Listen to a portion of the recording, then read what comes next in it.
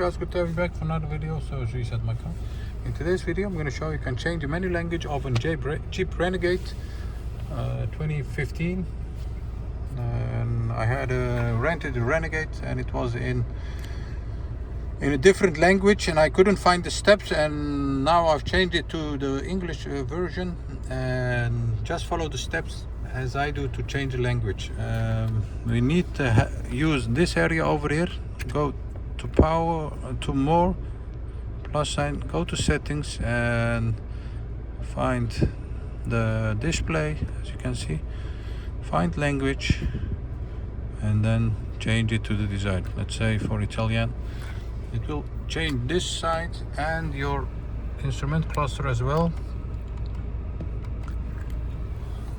Just follow the steps to change it back. So more, this one, go find display and lingua to change the language, and press it to English to change it back.